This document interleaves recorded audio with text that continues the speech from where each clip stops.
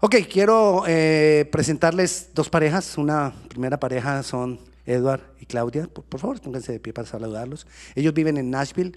Ellos trabajan con Every Nation. Edward trabaja en el departamento de tecnología de Every Nation. Y tenemos con nosotros al pastor Carlos y su esposa Gloria. El pastor Carlos va a compartir la palabra con nosotros esta noche. El pastor Carlos y su esposa son de Colombia, Medellín, paisas. Y aquí está con nosotros. Estamos comenzando una gran relación, ministerio del pastor con nuestro ministerio de tanto de Grace Covenant Latino, Grace Covenant Church Chantilly y Every Nation. Entonces el Señor está haciendo cosas maravillosas. Entonces quedamos en las manos del pastor. Pastor. Gracias, mi hermano.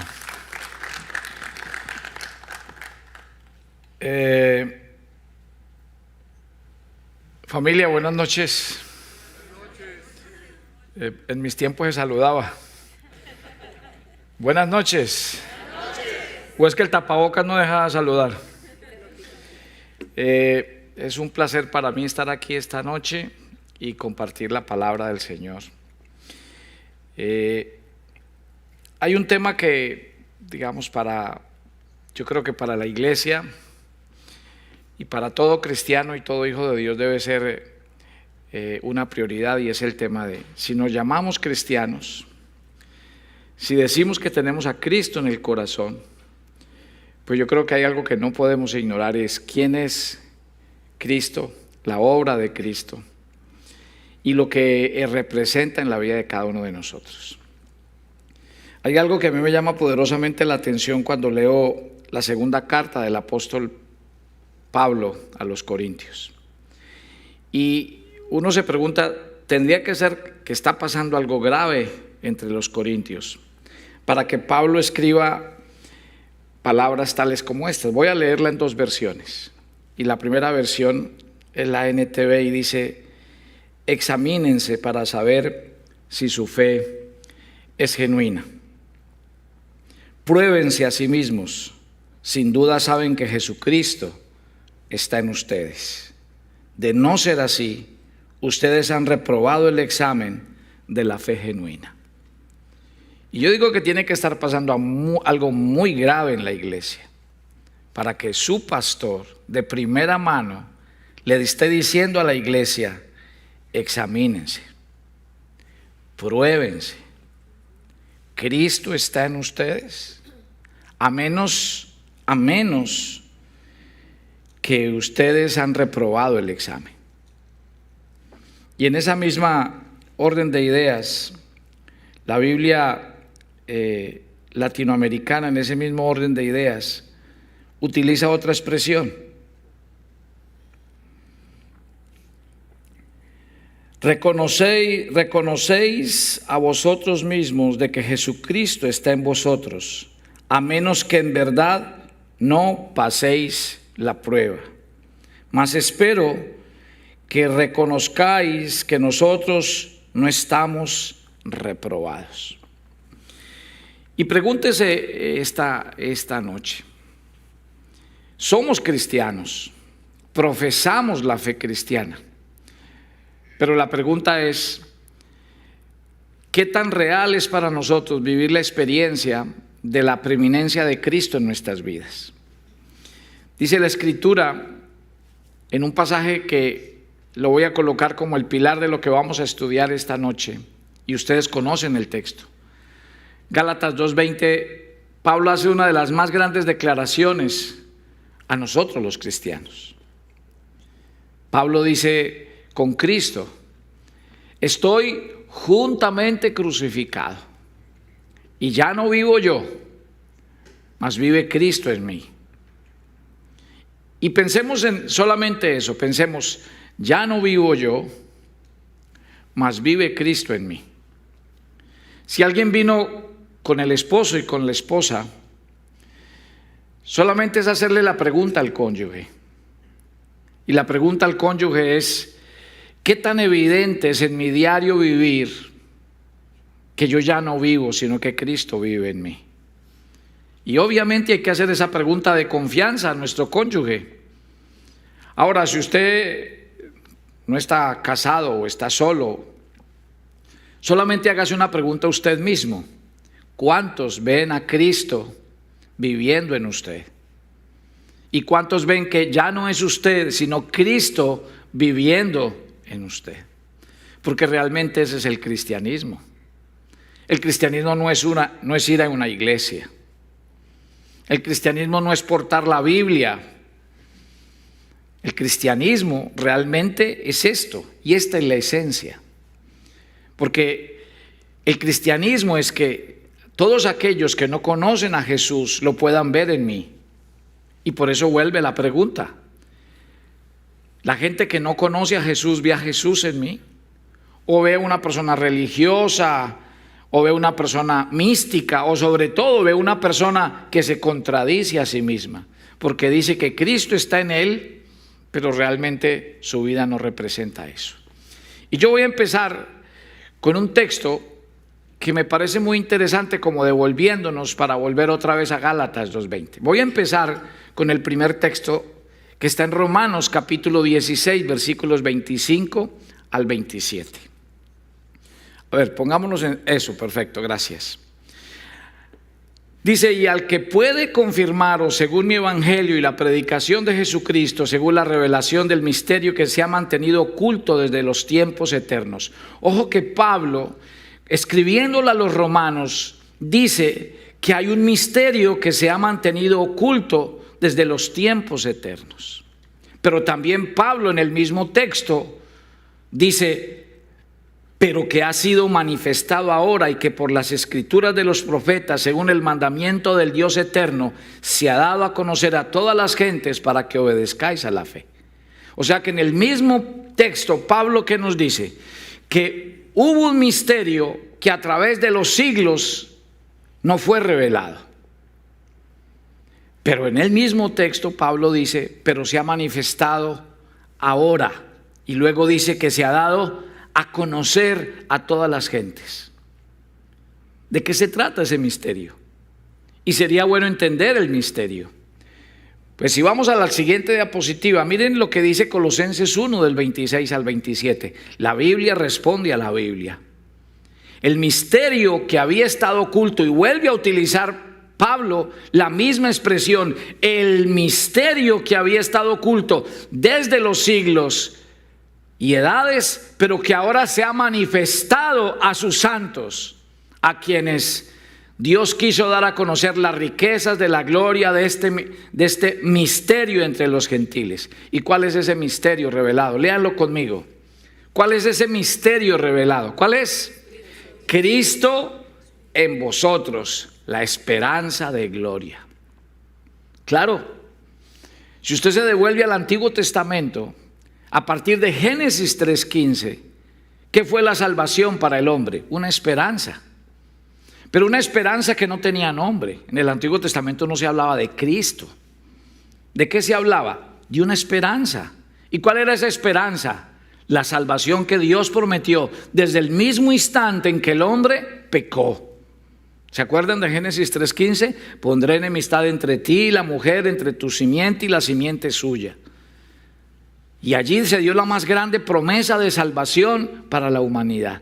Y dice la Biblia que todos aquellos, los patriarcas, los profetas, siempre creyeron en una salvación. Para ellos no tenía nombre, pero había una salvación, y de hecho fueron salvos conforme a esa esperanza de salvación. Pero miren esta belleza, miren esta bendición. Eso que por los siglos estuvo oculto, hoy es una verdad. ¿Y cuál es esa verdad? ¿Cuál es esa verdad? Cristo en cada uno de nosotros. Gloria a Dios. Cristo en usted es un misterio revelado, es la esperanza de gloria. Por eso insisto, ¿será que sí hemos entendido? ¿Será que el cristiano sí es consciente de eso? Me preocupa mucho a veces cuando los cristianos cogemos ciertas modas y hablamos de recibir a Cristo e invitamos a la gente a hacer una oración de fe para que reciba a Cristo, y a veces la gente no se da cuenta ni siquiera qué está haciendo ni qué paso está dando. Usted habla con muchos cristianos y utiliza el término nuevo nacimiento y parece que estuviéramos hablando de algo extraño, cuando realmente es el paso que tiene que dar el verdadero Hijo de Dios, nacer de nuevo. Otra vez, no es venir a una iglesia, no es decir que yo ahora soy cristiano. ¿Por qué? Porque lo dice la gente. Sino cuántos de nosotros realmente hemos dado el paso de entender que yo he nacido de nuevo, que en Cristo soy una nueva criatura y que ahora Cristo está en mí. Ahora, esta verdad la repite Pablo 1, 2, 10, 20 veces en sus textos. Mire lo que dice Colosenses 2:10: y vosotros estáis completos en Él, que es la cabeza de todo principado y potestad.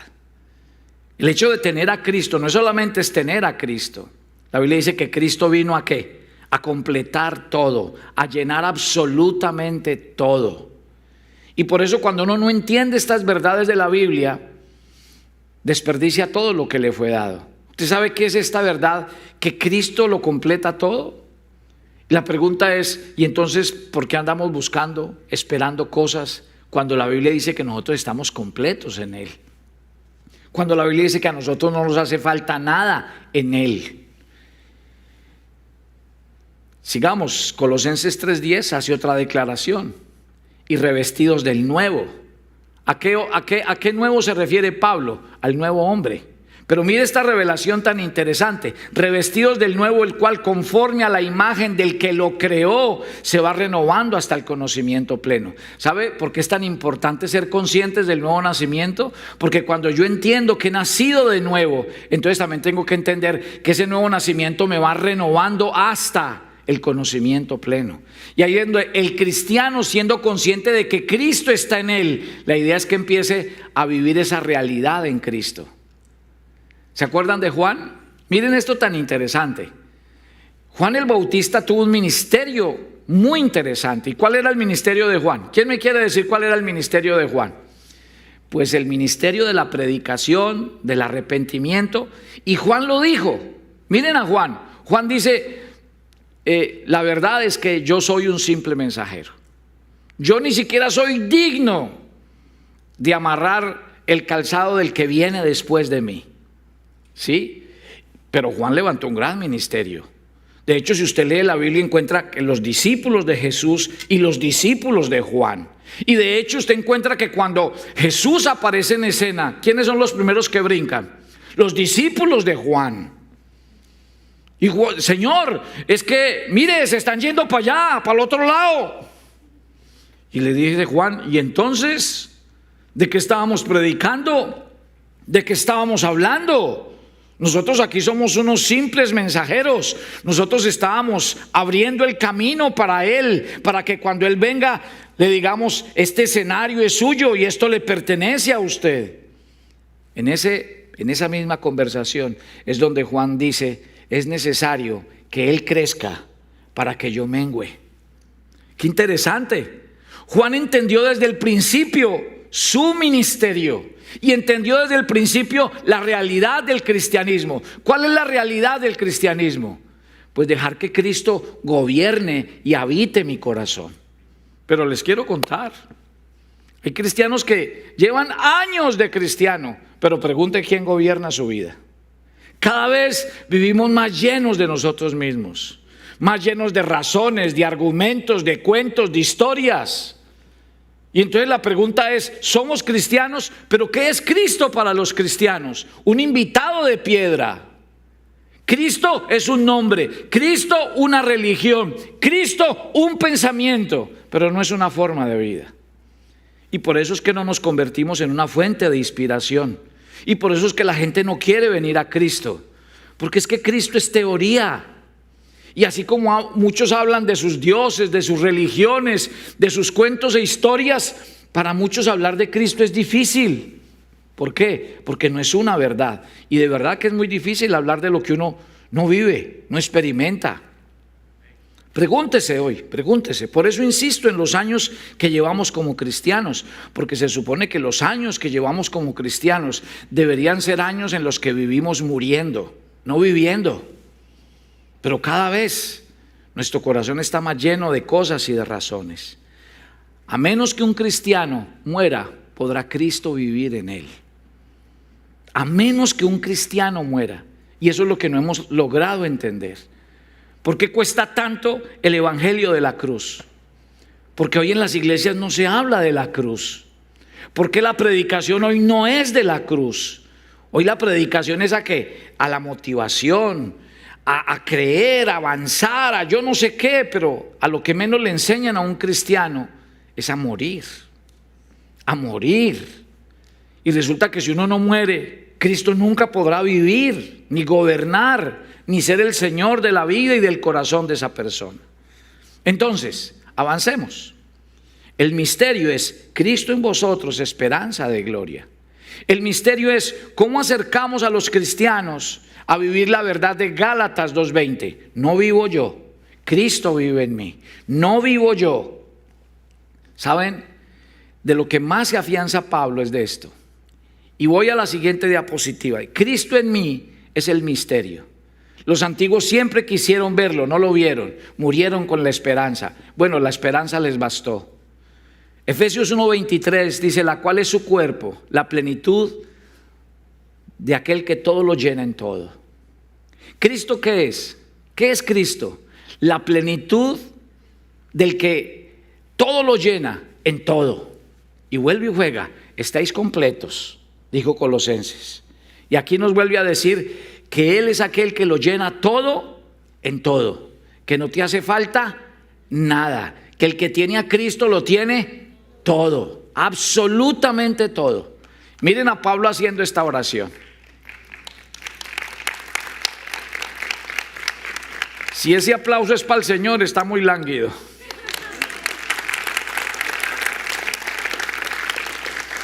Efesios 1, entonces entienda la oración de Pablo. Mire esta belleza de oración de Pablo. Vuelve y juega. No es la oración de la lista de mercado. No nos ha visto a nosotros como cristianos. Bueno, yo soy pastor. Igual, tengo mi iglesia, igual, tengo mis servicios. No es sino que uno diga, vamos a orar, papito Dios, te pido, te ruego, te suplico. A ver, yo cuando leo la Biblia le digo a los cristianos, yo no quiero enseñar algo diferente. Yo sé que la Biblia dice pedid y se os dará. No me gusta decirle a los cristianos que no pidan, porque la Biblia dice pedid. Pero lo que pasa es que hay algo que me extraña y es, ¿por qué parece ser que la única oración que tenemos los cristianos es pedir? Oremos, te pido. ¿Por qué no hemos entendido que orar es estar en la presencia de Dios? Mire la oración de Pablo, y Pablo está orando, pero mire qué oración. Por esta causa yo, habiendo oído de vuestra fe en el Señor Jesús y de vuestro amor para con todos los santos, no ceso de dar gracias por vosotros, haciendo memoria de vosotros en mis oraciones. Pero mire la oración de Pablo por sus discípulos. Para que el Dios de nuestro Señor Jesucristo, Padre de gloria, os dé espíritu de sabiduría y de revelación en el conocimiento de Él. Mire la oración de Pablo. Pablo sabía que un cristiano nunca podrá vivir la verdad de la Biblia si no es revelación para su vida. Déjeme decirle, la Biblia uno la puede vivir de dos maneras, como información o como revelación. Y déjeme decirle que los fariseos, ¿de qué estaban llenos? De información. Se sabían la ley de tapa a tapa. Pero ustedes saben que los que más problemas le pusieron a Jesús en el ministerio eran los que más Biblia sabían. ¿Por qué? Porque la Biblia para ellos, ¿qué era? Información. Y de hecho, eso se convirtió en su propio tropezadero, porque la letra es muerta, dice la Biblia. La letra no aprovecha como tal, sino viene llena de revelación. Revelación. Y la revelación es que yo pueda vivir lo que estoy leyendo, pueda entender lo que estoy viviendo, pueda obedecer como una forma de vida lo que a mí me están enseñando. Porque si no, vuelve y juega. Llevarás 10 años en la iglesia, pasará un pastor, otro pastor, y no pasó nada. No pasó nada. A mí me llamó mucho la atención que el Señor, antes de llamar a Moisés, hacer la tremenda tarea que tenía Moisés, lo primero que Dios hace es, venga Moisés, venga, yo soy el que soy, Moisés. Y usted no podrá ser el líder que yo necesito si usted primero no sabe a quién sirve, quién es el que está en usted, a quién es a quien usted representa. Dios quería asegurarse que este hombre entendiera una cosa: este es mi pueblo, y el que va a sacar a este pueblo de aquí de Egipto hasta la tierra prometida soy yo, y el que va a hacer la obra soy yo. Usted es el líder, pero aquí el que hace las cosas soy yo. Y cuando eso es revelación, entonces yo puedo ir a hacer la tarea. Pero a pesar de que Dios se revela a Moisés, mire todas las dificultades que tuvo. Y mire todos los procesos de incredulidad, de miedo que hubo en el camino. Si eso pasa cuando hay revelación en el corazón, ahora dígame, cuando Cristo no está revelado, esto se vuelve hasta harto. ¡Qué pereza! Uno que le hablen y le hablan de algo que uno no vive. ¿En serio? Yo he tenido personas sinceras en la iglesia. Pastor, me voy. ¿Y por qué te vas? Porque yo veo que aquí todo el mundo ora, llora, cuenta testimonio. Yo no siento nada, en mi vida no pasa nada, yo me voy. Y pues realmente pues hay que abonarle su franqueza. Porque resulta que hay ciertos cristianos que están aquí, pero les sigue pasando lo mismo. Cristo no es una realidad para él. Oremos. Porque, a ver, cuando el pastor dice oremos, o cuando el pastor dice voy a explicar la Biblia, pero ¿qué pasa si el pastor no dice oremos? ¿No oro? ¿Y qué pasa si el pastor no explica la Biblia? ¿No la leo? Y por ahí pasan muchas cosas. Entonces, ¿sí ve que esto es religión? ¿Cuándo leemos la Biblia? ¿Cuando venimos a la iglesia? ¿Cuándo oramos? Cuando venimos a la iglesia, estás en una religión. No es extraño que Pablo le esté diciendo a los corintios: examínense, pruébense, porque realmente Cristo no está en ustedes. Usted me va a perdonar, porque yo no puedo entender que un cristiano me diga a mí que no le queda tiempo de leer la Biblia. Y más en un país como estos. Y lo que me dicen es cierto: pastor, yo me voy muy temprano y llego tarde.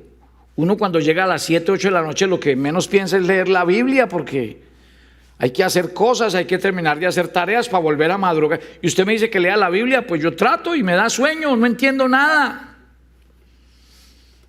¿Están diciendo algo que es mentiras? No, pero la pregunta es, y entonces, a ver, ¿qué tipo de relación tienes tú con Dios? Explícame. Si tú no lees la Biblia, que es tu pan de vida, porque nosotros tenemos una vida espiritual, y si yo tengo una vida espiritual necesito el alimento espiritual, y la Biblia es el único instrumento por el cual Dios habla a una persona, y en donde Dios manifiesta una relación con su hijo, donde hay un feedback. Entonces, esa es mi pregunta: ¿qué pasa? ¿Qué relación puede haber de un cristiano con Dios cuando no leo la Biblia, no me acerco a la Biblia? Cuando yo digo oremos, lo que les digo, las oraciones de nosotros son la lista de mercado, las peticiones, pero las oraciones de nosotros no son oraciones para tener comunión. Y aquí viene el punto. Cuando Pablo ora por sus discípulos, dice: Señor, yo te pido que venga espíritu de sabiduría y espíritu de revelación para conocer quién está en ellos, alumbrando los ojos de su entendimiento, para que sepan cuál es la esperanza. Cristo en nosotros, esperanza de gloria, para que os dé y sepáis cuál es la esperanza a la que Él los ha llamado. ¿Sí ven lo interesante de la oración de Pablo? Sigo. Colosenses 1:15 dice, hablando de Jesús, que Él es la imagen del Dios invisible y el primogénito de toda creación. Hablemos de relación. Jesús, los discípulos, mucho tiempo con ellos, y Felipe le dice: Señor, muéstranos al Padre. ¿Qué me estás diciendo, Felipe? ¿Cómo así que te muestre al Padre? El que me ha visto a mí, ha visto a mi Padre.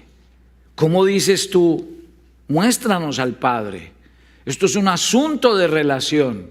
Esto es un asunto de comunión. Esto es un asunto de, ¿realmente estoy interesado en que Cristo se revele a mi corazón?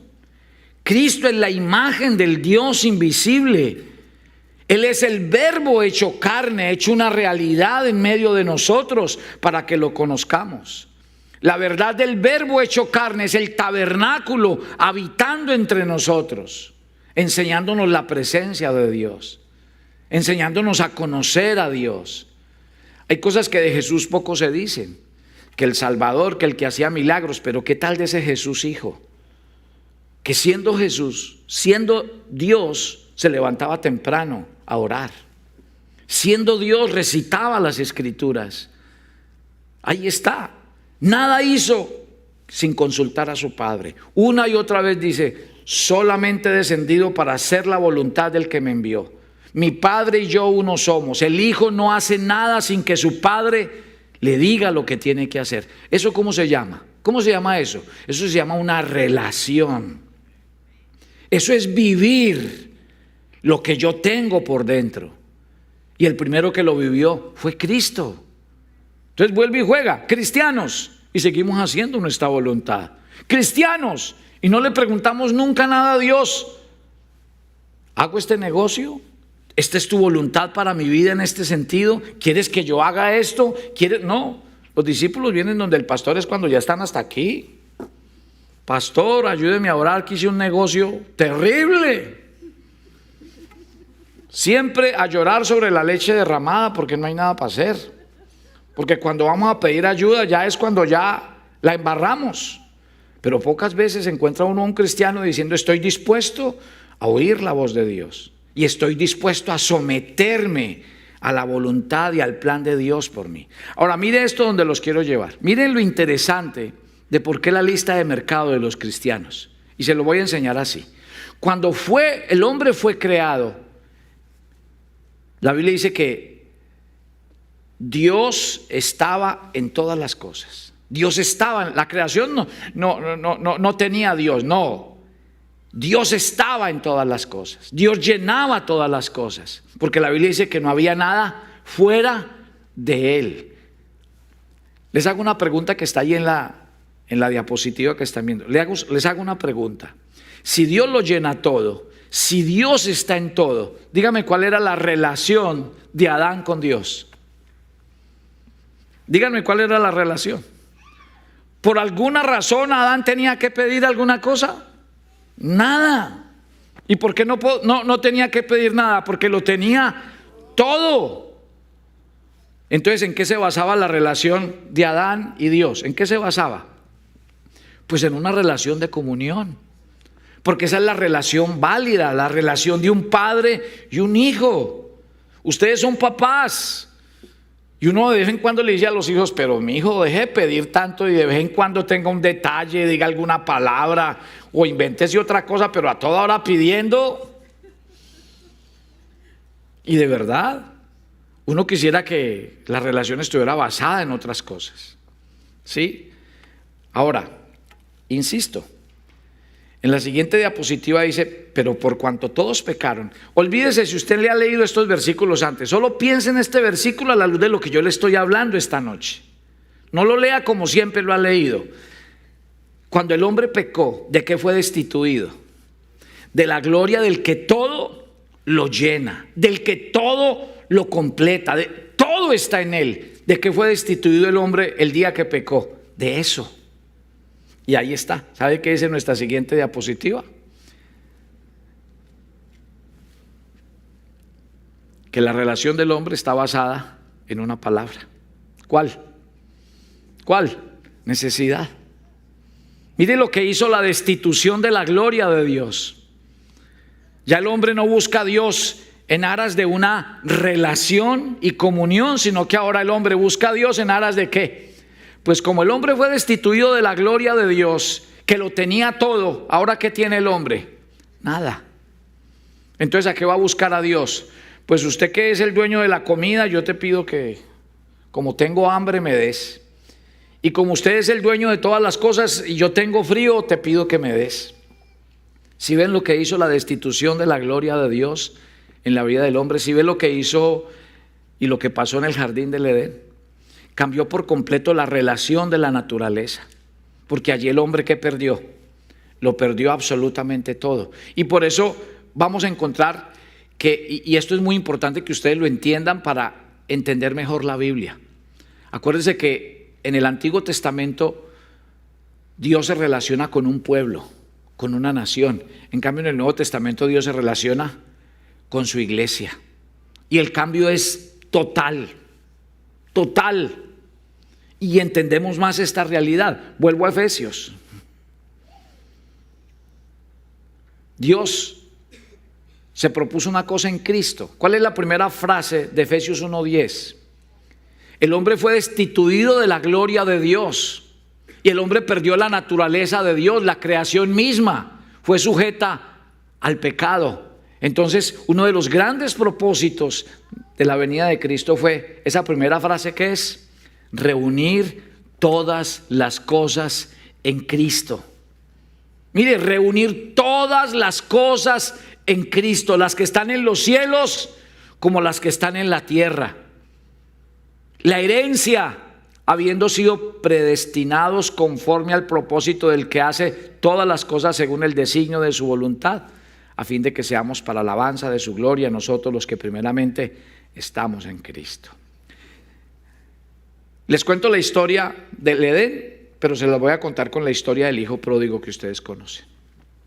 Lucas capítulo 15. ¿Se acuerdan del hijo pródigo? ¿Se acuerdan?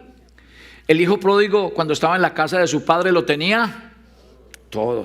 Algún día decidió pedir sus bienes. ¿Y qué? Fue y los desperdició. ¿Y qué pasó? Lo perdió todo. ¿Ahora qué tiene? Nada. Es la misma historia del jardín del Edén. ¿Sí? Pero el hijo pródigo dice que un día tomó una decisión. ¿Cuál es la decisión? Hombre, pues ¿cómo así? Yo aquí penando por comida y en la casa de mi padre hasta el menor de los jornaleros tiene comida de sobra. ¿Qué voy a hacer? Voy a volver a la casa de mi padre y le voy a decir a mi padre que me perdone y que me haga uno de sus jornaleros. Ustedes conocen la historia. Claro que su padre no lo hizo uno más de sus jornaleros. Su padre lo recibió con honores, su padre le hizo una fiesta, su padre le cambió sus vestidos, le puso un anillo, le dio un calzado. ¿Qué hizo el padre? Lo volvió a colocar en su lugar de hijo, le volvió a dar su nueva condición en su casa. Eso hizo su padre. Ahora, piensen en el hermano mayor, porque a veces la historia del hijo pródigo parece ser la historia del hijo pródigo, pero ¿qué tal la historia del hermano mayor? Porque el hermano mayor, cuando se entera del tema, le hace el reclamo a su padre. Le dice: padre, pero ¿cómo es la cosa? Este se va, desperdicia todo, vuelve y usted le hace una fiesta. Y yo que estoy aquí, ¿cuándo me has matado un becerro? Y entonces el papá lo llama y le dice: venga, mijo, déjeme decirle una cosa. Primero que todo, le quiero decir que todo esto, yo a su hermano ya le di la herencia. O sea que en estos momentos, todo esto que tú ves aquí, ¿de quién es? Es tuyo. Tú estás enojado porque yo tomé un cordero y lo maté para tu hermano. Todo esto es tuyo. ¿Cuál es el problema? Y es otra vez a donde yo quiero llegar con este sermón de la Biblia hoy. Yo les pregunto, mi querida familia, en Cristo estamos completos. Él lo llena todo en todo. El que tiene a Cristo lo tiene todo. Y la pregunta es, entonces, ¿por qué como cristianos estamos esperando que Dios nos dé promesas? O que Dios nos bendiga. O que nos vaya bien. Yo pregunto, ¿por qué los solteros en la iglesia cristiana siguen en crisis? Y su crisis es conseguir a alguien a su lado. No hemos entendido que en Cristo estamos completos. Ay, pastor, ya va a espiritualizar este tema. Yo en Cristo me siento completo, pero si me llega con carne y hueso, mejor todavía. Yo no estoy espiritualizando el tema. Estoy diciendo que si usted, teniendo a Cristo, se siente incompleto, su mayor fracaso será un matrimonio. Porque la persona que va a llegar no te va a completar. Si no te completa Cristo, si no estás lleno en Cristo, si no estás saciado en Cristo, ahí sí te vas a decepcionar de la vida. Porque ningún ser humano nos podrá completar. 5 maridos has tenido, 5 veces has tratado de llenar tu necesidad. Cada vez que llegó uno dijiste, este es, y ya vas por el 5.º. ¿Por qué?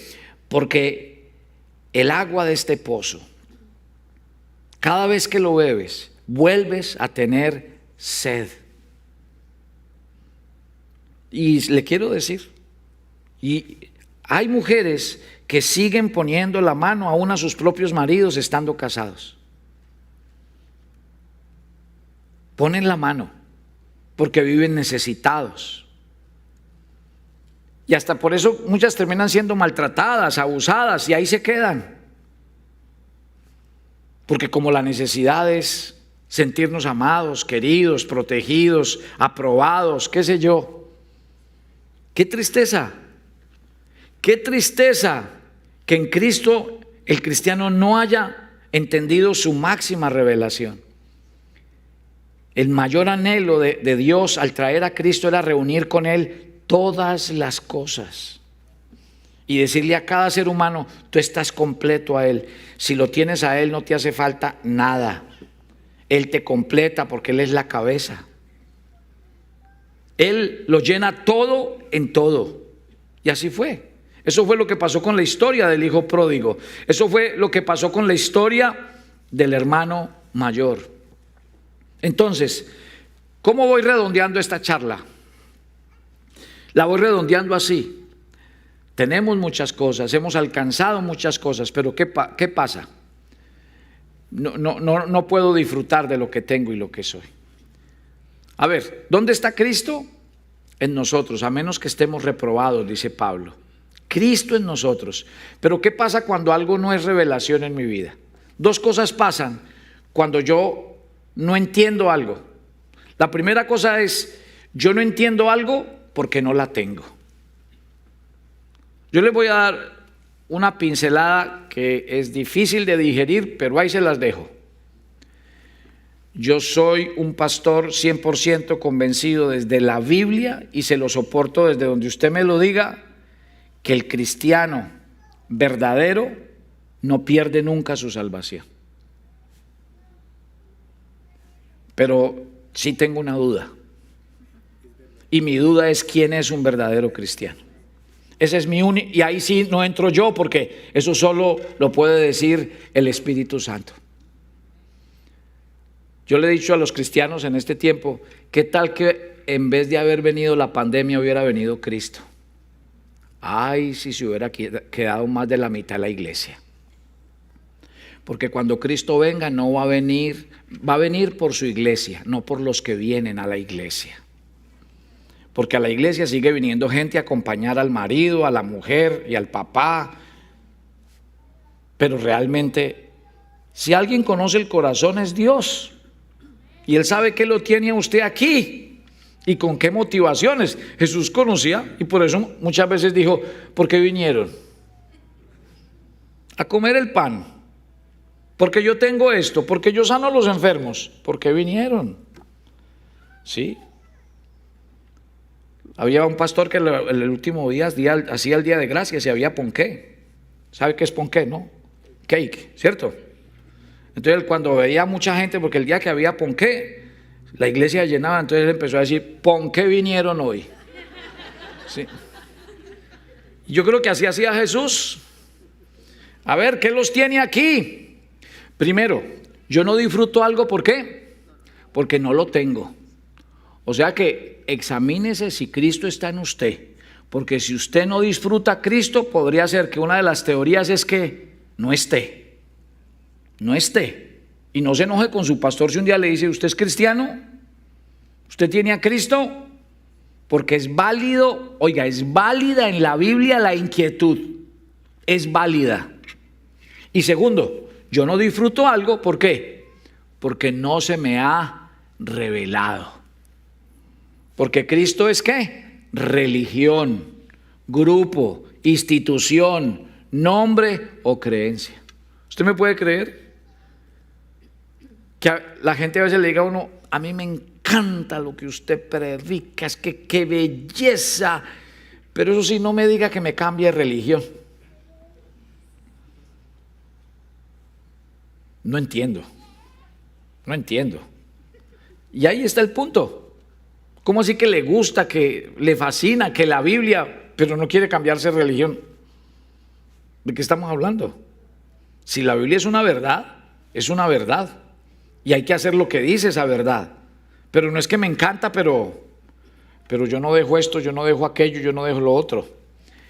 Cristo no está, o Cristo no ha sido ¿qué? Revelado a mi corazón. Entonces, pregúntese hoy, ¿quién realmente gobierna su vida? ¿Quién realmente gobierna su vida? Entonces, ¿cuál es la tarea de un cristiano? Romanos 8:29, porque a los que antes conoció los predestinó. ¿Para qué? ¿Para qué nos hizo Dios según la Biblia? ¿Para qué? Oiga, póngale cuidado a esto. Para que fuésemos hechos ¿qué? Conforme a su semejanza. Es más, Dios no quiere, si usted sirve en la iglesia, aleluya, si usted hace evangelismo en la iglesia, aleluya, si usted hace 1000 cosas en la iglesia, aleluya, pero no es ni siquiera la tarea de Dios conmigo. La tarea es que algún día lleguemos a ser como Cristo, alcancemos la estatura de Cristo, y por eso la medida en el cielo, ¿cuál es? Cristo. Esa es la medida, la estatura, la talla. Imagínense qué belleza. El día que lleguemos al cielo, esa es la pregunta. La pregunta no es dónde iba, a qué iglesia o a qué. No. Cristo en usted. Cristo, la medida de Cristo, la talla de Cristo, el carácter de Cristo. Wow, es un tema bravo, complicado. Señor, ayúdame. Señor, ayúdame. Pues quiero decirle que Dios no quiere ayudarle por una sencilla razón. Porque Dios lo que quiere es que usted aprenda a morir cada día. Si Él le ayuda, usted terminará teniendo otra vez la razón.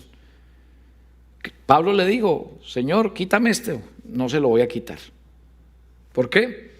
Porque eso te va a enseñar a depender cada día de Cristo, a hacer a Cristo el Señor de tu vida. Así es. Mi esposa lo decía ayer en una reunión que tuvimos con los matrimonios. ¿Qué es mi esposo? ¿Qué es mi esposa? ¿Qué es? Un instrumento de Dios para que yo crezca. Sí, no, desde el punto de vista romántico, yo les tengo la frase más antirromántica que hay para los matrimonios. ¿Se las digo? Porque es que todos nos enseñaron que nos casamos con el príncipe azul. No, nosotros estamos casados con un pecador. Ya, eso es lo más antirromántico que a uno le pueden decir. Pero Ave María, si a uno le advirtieran eso desde el comienzo, y si uno se lo aprendiera, el matrimonio haría mejor. ¿Sabe por qué? Porque yo sé que me casé con un pecador, y que en ese pecador, ¿qué está haciendo Dios? Obrando, trabajando. ¿No ha visto usted que las legislaciones en los países dicen que cuando algo está en obra hay que colocar señales y todo, porque eso es peligroso, y si alguien se accidenta, eso ahí los seguros acaban con todo el mundo? Así es. Todos los cristianos deberíamos tener una señal en la frente, diga, en obra. ¿Y qué pasa cuando yo veo a un cristiano que tiene una señal en obra? ¿Qué le pido? ¿Qué le exijo? ¿Qué le digo que haga? No puedo, porque sé que esa persona, Dios está obrando en ella. Pero no, nosotros queremos que todo el mundo sea perfecto. Y nos ofende cuando alguien nos dice algo malo. Ay, otra vez. Si nosotros entendiéramos nuestra condición, cuando alguien me diga algo malo, digo, no alcanzo ni a decir el 10% de lo que yo soy mí. Si usted me definiera en mi totalidad, no, se quedó cortico diciendo todo eso de mí. Qué belleza entender estas verdades de la Biblia. Pablo dice, con Cristo estoy juntamente crucificado. ¿Usted sabe qué es esta premisa? Cada día muero. ¡Wow! ¿Usted sabe qué es? ¿Usted sabe qué es levantarse todos los días para morir? Claro, es que eso es contrario a la lógica del mundo. Porque uno le dice que se levante a soñar, a trabajar, a ser mejor. Y la Biblia dice, muera, muera, muera. Porque si usted no muere, Cristo no gobierna, Cristo no dirige, Cristo no controla. Usted es el que sigue teniendo el control de las cosas. Suelte, suelte, muérase, muérase. Uy, qué pastor tan malo, es que como hay que muérase. ¿Cuál fue el sermón de hoy? Que nos muramos todos. Pablo recibió el mensaje de Dios. El poder de Dios se manifiesta ¿en qué? En la debilidad. Y ya el pastor Víctor me empezó a mirar, o sea que vamos a... Dios, dame paciencia, dice la siguiente diapositiva. Otra vez. ¿Cómo es que Dios, dame paciencia? En Cristo ya recibimos absolutamente todo. Lo que tenemos que entender es vivir la realidad. En este caso, usted ya tiene el fruto del Espíritu Santo. Yo no puedo pedir lo que ya se me dio. Yo lo que tengo que hacerlo es vivirlo como una realidad en mi vida. ¿Sí? Entonces, Cristo es el todo y en todo. Si usted se siente solo, si usted no tiene paz, si usted se siente enfermo, qué pena. Vea, este dato, y con este termino y oramos. Póngame cuidado. Jesús sanó enfermos, pero se volvieron a enfermar. Jesús resucitó muertos y se volvieron a morir. Jesús alimentó a la gente que estaba hambrienta y al otro día Cristo dijo, el que come mi carne y bebe mi sangre, nunca más. Nosotros estamos completos en Él. Usted no necesita un mejor empleo. Si está soltero no necesita estar casado. Usted no necesita otro trabajo. Usted no necesita vivir en otra ciudad. Usted necesita vivir a Cristo en el gobierno de su vida. No se diga mentiras. Porque seguirá en lo mismo, en lo mismo, en lo mismo. Cristo vino a llenarlo todo en todo. Vino a suplir completamente la más grande necesidad que hay en el ser humano. Y nuestra necesidad es Él. Ser completos en Él, vivir para Él. Cristo es el todo en todo. Señor, dame una promesa.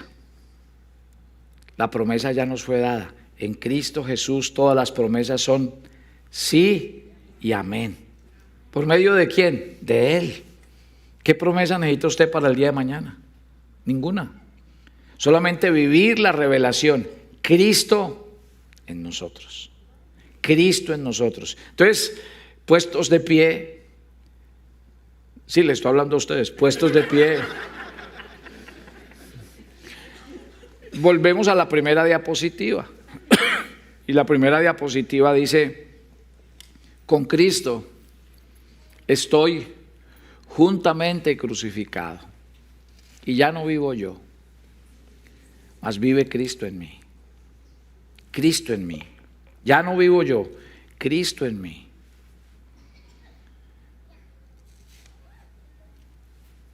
Querido Dios, gracias por este tiempo. Y gracias porque al venir a tu palabra y a tu presencia somos ministrados, somos enseñados. La gran misericordia tuya hacia nuestras vidas fue darnos vida cuando estábamos muertos. Fue no dejarnos eternamente condenados en una eternidad sin Dios. Quiero decirles que para el Antiguo Testamento la presencia de Dios era vital y por eso Josué recibió una promesa: mi presencia irá contigo. Pero en el Nuevo Testamento nosotros no necesitamos la promesa de mi presencia irá contigo porque Él está en ti. Cristo está en ti. La esperanza de gloria mora en ti. Y esa es la más grande realidad del cristiano. Levantarse cada día consciente de que Cristo está en él. Pero es necesario que tú mengues. Es necesario que tú mueras.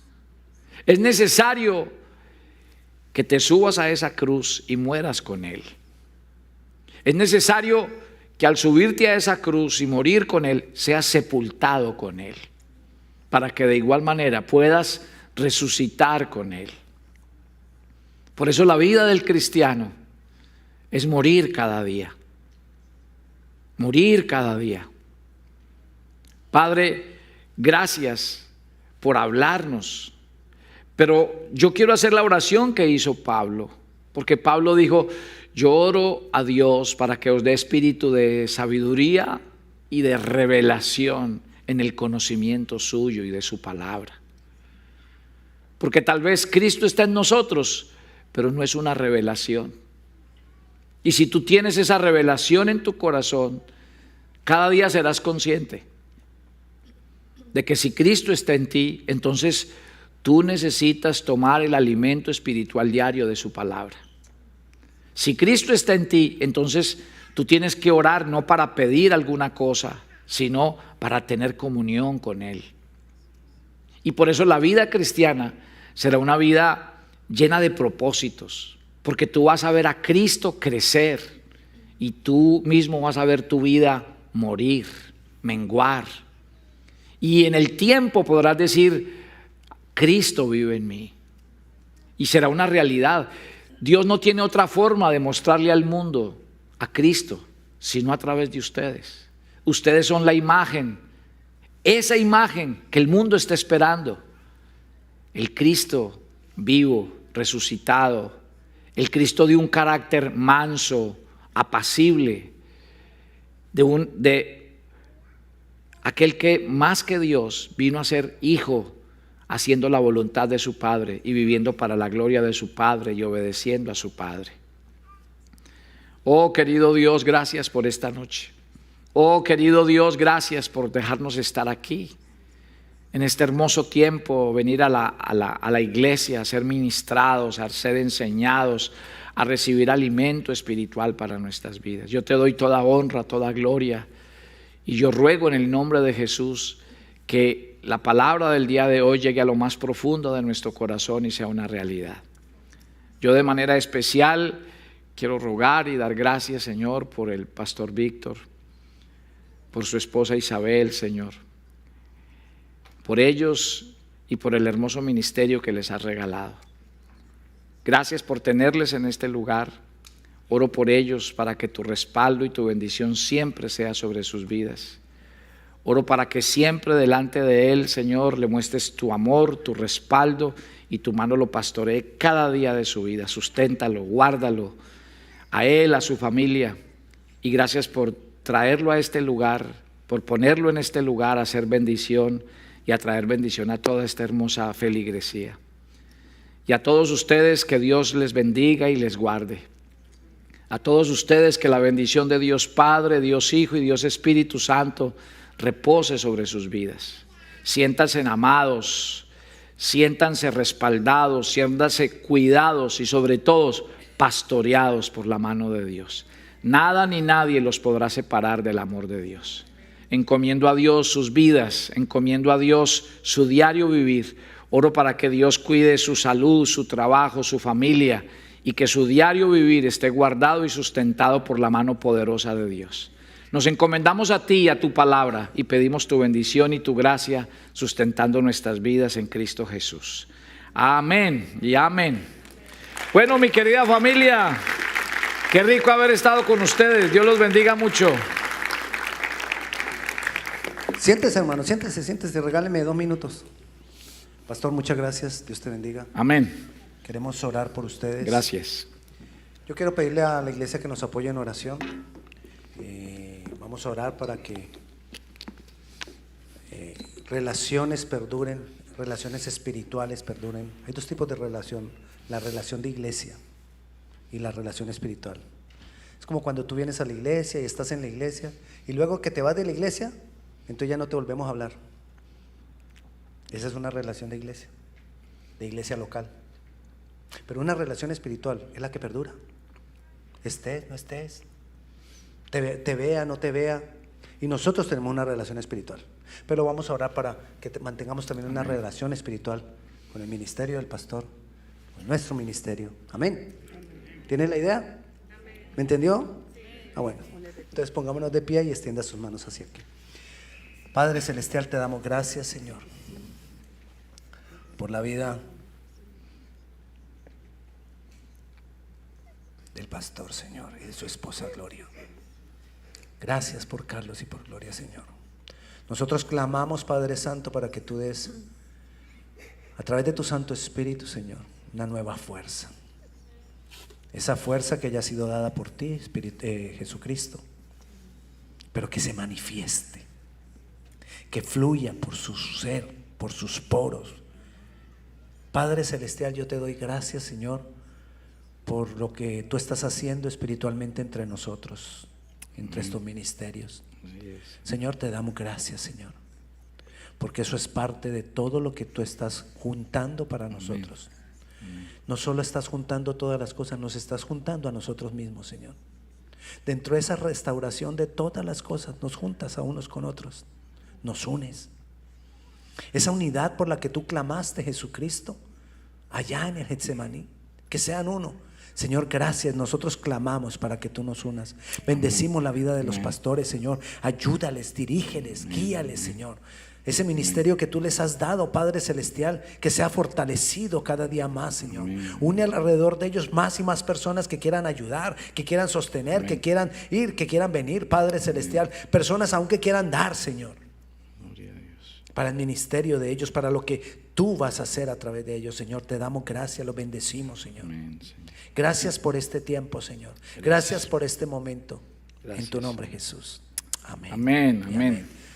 Gracias. Pastor, gracias. Gracias, mi hermano. Hermano, el Señor le bendiga, la paz sea con cada uno de ustedes y nos vemos